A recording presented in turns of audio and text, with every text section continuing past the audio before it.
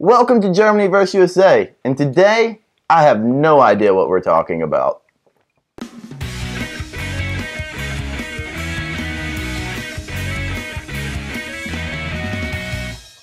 I wanted to buy one. He's gonna be there tomorrow at the same time, so I'm probably gonna go back tomorrow and buy a paper from Ryan. He's a very nice guy, very cool. So then I was getting closer to the mall actually. Yeah, tell me about that picture, Jim. Alright, well, we got a jewelry store. A broad approach. Germans not up into the States, broad approach.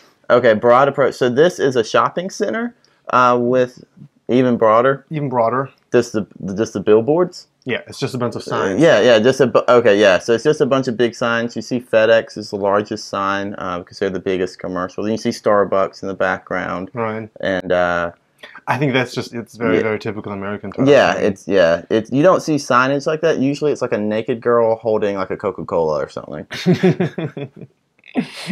Okay. Then how about this one? What's wrong with it? Or I mean, well, nothing is wrong. It's different. But what if you look at this picture, like what is different to like in Germany if you were at a German like I guess crossing?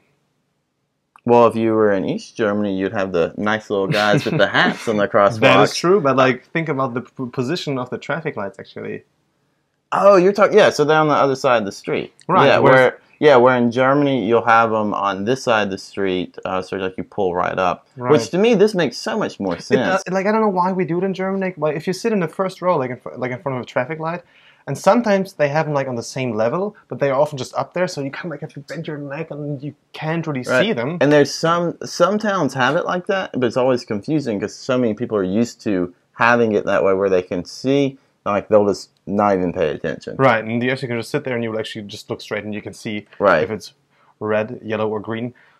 Even though Jim really doesn't care that much about the traffic. That's another story. Okay, next one. Yeah, that was kind of funny because that's safe. Well, yeah. Well, I mean, it's it's a Zebrastreifen in German, a pedestrian crossing. And you can see, like, over there in the picture, there's the hand which says, you can actually hand a traffic light for pedestrians. I was literally standing there for like 5-6 minutes, and I was like, well, that's kind of weird. And then I discovered the manual to that. Yeah, they have it, and I've always heard, though, that most of them don't work in the U.S. It's kind of like a game. Yeah, well, this one worked. I just didn't see it because it was kind of hidden. I was standing, I guess, like right to that, and so... Yeah, you definitely need one for the street you're on. I know what street you're on. It's very busy. So I pushed that. It just took another couple of minutes, and then it actually turned green.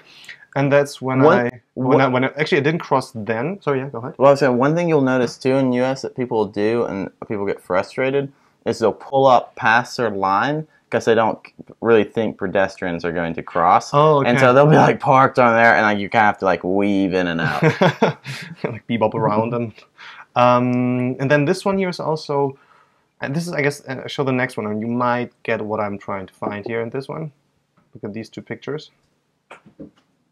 What is the white car doing? Oh, it's making a right on red. There you go. Yeah, and you can't do that in Germany. No, in Germany, in not all American states, right? I think there's... No, I mean, you can pretty much always do it. Oh, yeah. Jim always does it. But if you're if you run into a red traffic light with your car, and if it doesn't say different, I guess in New Jersey, for example, I think you can't do that. Or, I don't know. I mean, there's one place in my hometown that has a sign that says "No right on red." Right. And I sometimes don't listen to it. So you can actually, even if the traffic light is red, you can take a right. You just got to watch out if other cars are coming. Right. But you can take a right on red. Yeah, you have to come to a complete stop and make sure it's safe and go. You can't do like a Hollywood stop, which that means like not come to a complete stop. Okay, that's a term actually. Hollywood stop means not like you're stopping entirely, but just still going slowly. Right. You just kind of slow down, then you just go through it. Okay, so. Red, turn right on red, I guess. Not left, though. That's not a good idea. No, don't want to do that. Don't want to do that. Next one. I was approaching the mall. I'm getting really close. I guess this is just. I guess this is just a picture of like the parking lot and how how the businesses are basically organized. I guess. So that's a little different than in Germany, where we have like I guess city centers. And also you'll notice there's no apartments above those buildings. Uh-huh. Where a lot of times in Germany you'll have living areas above shopping centers. Yeah, and you won't have cars, and you will have the people walking. Yeah. And we have that a little bit, but not nearly as often as y'all do. Right, right. Then let's see. Oh yeah. Oh yeah, ceiling fans. Ceiling fan. God bless ceiling fans. Getting really close to the mall. Then oh yeah, those are actually the open signs. I mean, in Germany you see them in like cool hip places, and I guess in some American bars. But in the US, they are many, almost all stores have them. Oh yeah, pretty much. And they're actually there to show that the store is open. Whereas in Germany, I think it's more like a cool thing to put in the stores. Yeah. Yeah, so that's something. Then I got into the mall. It's actually a really nice mall. You know, looked really, really nice. Could sit there, I guess. And then what did I do? Oh yeah, tell you about this one, Jim.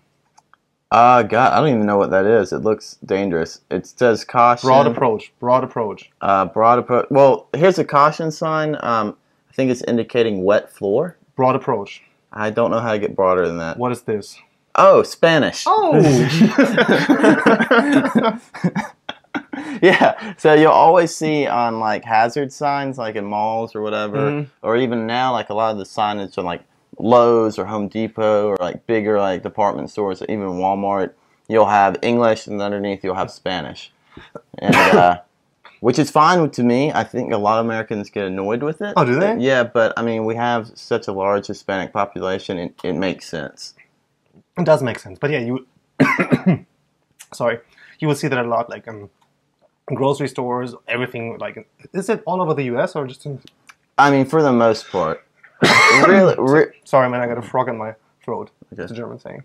But to be more narrow, if you see a sign like that, pretty much the floor is wet. So like a baby threw up on the floor or something We're worse getting there. We're getting happens. there. I got more stuff. Okay. Okay, next picture. Okay, here, you know, what are you seeing?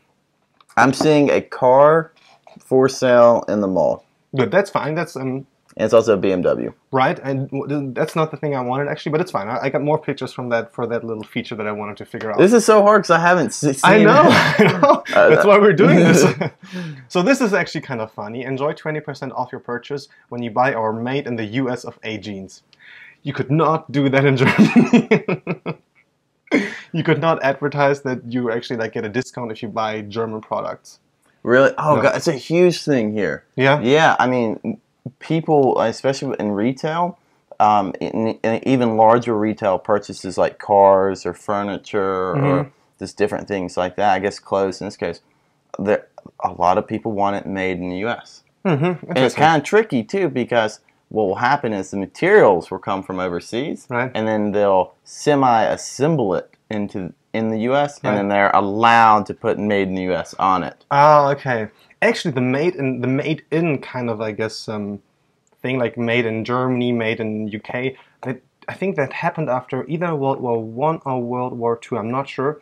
And the British actually, I think they came up with it by saying basically, you know, German products had to have the "Made in Germany" stamp on there, and they actually did that because they wanted the British, you know, public to know that they are buying a German product, basically more to get them Not to buy the product. Right, exactly. Yeah, I'm pretty sure you're right on that. And it's kind of funny because it turned, like, the Made in Germany turned into actually like a positive branding now. Because Right. Made in Germany is like a proof of quality usually. Yeah, VW I think has a slogan "German engineering." You know, so yeah, it's definitely turned around. Well, that's just the made in the. Again, in Germany, nope.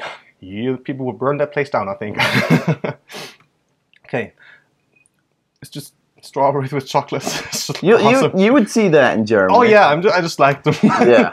Just thought they looked good. They do look good. Then I went into an Aeropostale store and I wanted to get, I bought some clothing. Huge discounts. Yeah, I don't know if there's a sale was going on. There's always sales. It's always very, very just competitive market. I mean, these shirts, they're really nice. They cost, I think, $20 to $22 or something, or $25. So 50%, they're like $12. So like I guess €9 or something, which is super cheap for like a brand name, shirt. Yeah, you'll find this a lot when like seasons are changing and they're bringing in, new collection or the next thing, the next cool thing. Yeah. Awesome. Then, this is funny. Do you remember this? My zipper was on the wrong side. Exactly. Yeah. Zippers in the US, they're on the different side than in Germany. I don't know if that's always the case, but many times, like when I had a zipper like from the States and I hadn't worn them like quite a while and I put them on in Germany, I'm like, the other way around. They zip basically. I guess they close on the other side. Yeah, and I think that's majority men's clothing. Yeah. And women's clothing may actually be. I'm not sure. It might be on both either. way, other way around. I'm not sure. But I don't know, but yeah, I know our zippers are backwards. For men, it's weird. Yeah. Yeah. So that's one thing. Yeah. Perhaps that's an Aeropostale thing. I don't know. Is that a changing room? Yes, that's a fitting room. Yeah. So you see this in stores where, like, when you lock it, it tints. Uh-huh. Have you seen that? Yeah, it didn't lock him though. Oh, well then people could just see in. But from inside, I couldn't look out. I guess because I don't know. Well, a lot of times you'll see like bathrooms or changing rooms like this, and so when it's unlocked, you can see in, or when the lights are off, you can see in. But when you go in there and you lock the door, the glass will frost, or when you turn the lights on, the glass will frost. Right. I mean, when I was inside, the glass was frost, so I guess it was locked just when I closed the door. I guess. Well, we'll see. I don't know anyone in there, so maybe you gave some people a show today. Okay. Oh yeah, I just took a picture of the return policy of Aeropostale, and there's actually another one here. So you can purchase up to 25 units of Aeropostale merchandise per day, and purchase above 25 units per day by a single customer will not be allowed. What happened to American customer service? You can only return 25 items a day, Jim. That's only 175 items a week from Aeropostale that I could return. What are they thinking? I think that's I've never seen that before, in the sense of where they don't want you buying more than 25 Dude, pieces. like, try to return one thing in Germany. I know, but I'm just shocked that they actually. I mean, I guess there's some type of limit on that, but yeah, you usually can return anything. Yeah, like in the return US. policies in Germany, in the US are awesome. Well, when you have a return policy in Germany, they first give you a book that's like 3,000 pages long and make you read through it. And it's written in Old German. It's gotten better though. Like, it's gotten better. A lot of the chains, like clothing chains, are getting a little better in Germany. And you can return, like, exchange within 60 days of the day of purchase. Yeah, that's a long time also. Good. So yeah, pretzels. It's just funny how you guys have pretzels and we have brezeln, and yeah, I mean, pretty much the same thing. Yeah, a little different, but yeah, it's just funny. I don't really like either, and people always get so mad at me about that. It's like one of those things when, like, someone gives you something to eat, and you're just like, oh, a pretzel, and you're just like, I'm not really sad about this, but I'm not really happy about this. Yeah, I'm just gonna eat it because it's warm and salty, and I guess I'll just eat this. I think like a butterbrezel, like with butter, is really good stuff. You don't eat butter, right? Yeah, I don't eat butter. Okay, well then, even just a brezel is nice. However, anyway, how about this one? Abercrombie and Fitch. What's different in Germany? Well, I'm just thinking about how obnoxious Abercrombie and Fitch is when you go in there. You know what they should give you actually when you go in? Like, they should a gas give you mask. Well, either that and earplugs, flashlight, like earmuffs. You don't get like a nervous breakdown, and you can actually like see what's in the store. Yeah, you're not. I guess it's only thing kind of similar is American Apparel. Oh yeah, but still not nearly like Abercrombie and Fitch. It's just like you walk in, they're just spraying their cologne everywhere, and then they have this music just blasting. I don't know. Naked employees walking around. And I just. But what is different to Germany though? What do you think? Man, I don't even know. There's no line. Would there be a line though for? Yes. You would. I mean, I don't know if that's still the case because they've opened up more Abercrombie and Fitch. Oh, you're talking about specific for Abercrombie and Fitch. Yes. I don't think I've ever been to one in Germany, so sorry I couldn't that's fine. answer that question. Yeah. But you will actually see that in Germany, like the Abercrombie and Fitch, and there's the other brand that I forget that's like the same company. And you will often see like a line, people standing in front of it waiting to get into black clothing. Do they blast the music? Yeah. Oh god. Yeah. Yeah, no. And the perfume. You know how much. And the naked bodies. You know how much I love lines, loud music, and waiting. And waiting. Yeah, so that's in Germany you'll probably see a line. I guess. I think so. Perhaps that's changing right now. I don't know.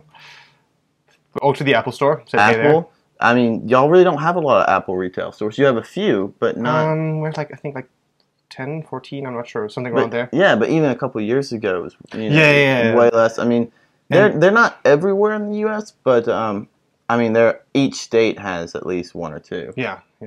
So went there, went to Fuzzywick's Candy Factory. I've never been there. Me neither. I just thought that like the jelly beans collections looked awesome, and I really wanted. Pack it up, son, bring it on.